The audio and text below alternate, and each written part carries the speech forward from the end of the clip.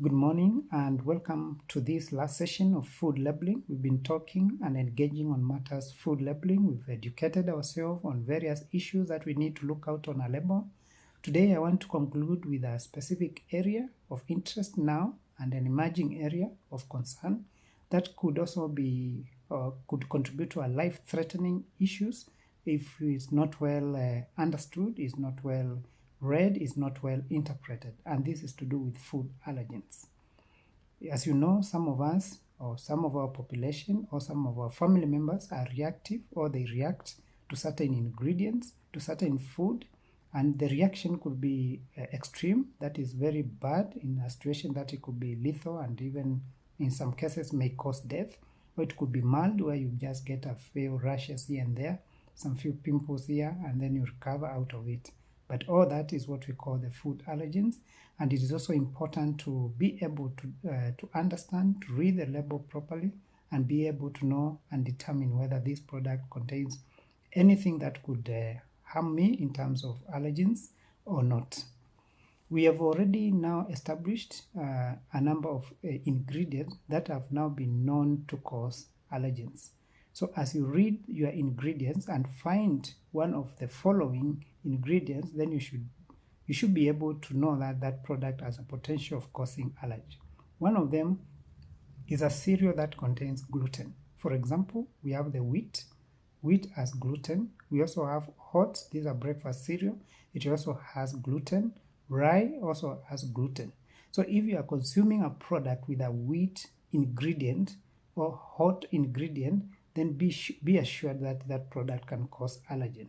The second one, if a product contains eggs and egg product, like we have the cakes and other products, those products have the potential of causing allergic reaction to people who react to eggs or similar ingredient.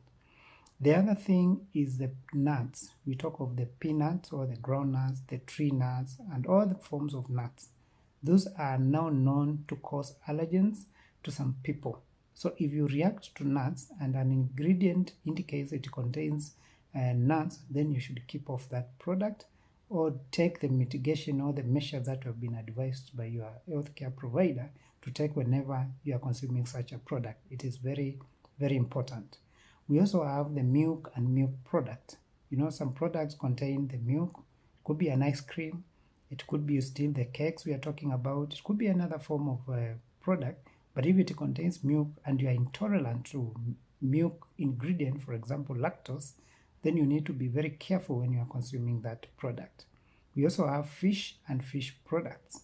It is very critical that if it contains that ingredient, then you need to be on the lookout. We also have some preservatives, like for example the sulfate. If you use sulfate in greater than 10 milligrams per kilogram, the manufacturer is supposed to declare that it contains sulfur and that it may cause allergic reaction to you. In fact, this is a major culprit. You have even seen it in medication. You are asked by your doctors, do you react to sulfur?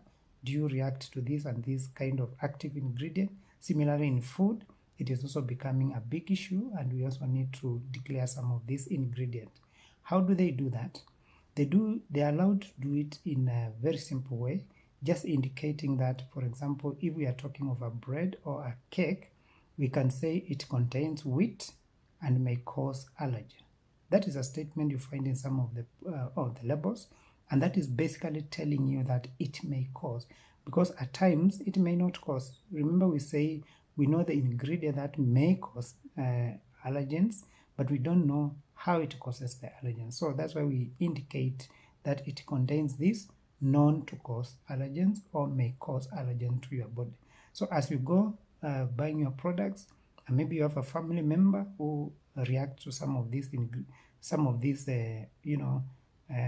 allergen causing agents, then it is very important for you to also look at the ingredients, read them carefully, and ensure that you choose a product that is safe for them.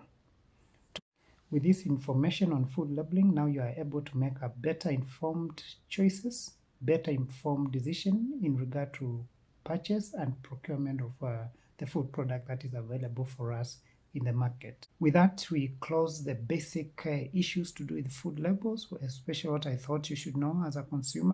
We will now be turning to new areas and also try to, demystify and simplify issues related to food so that we continue making you a very empowered consumer. Thank you and have a nice weekend.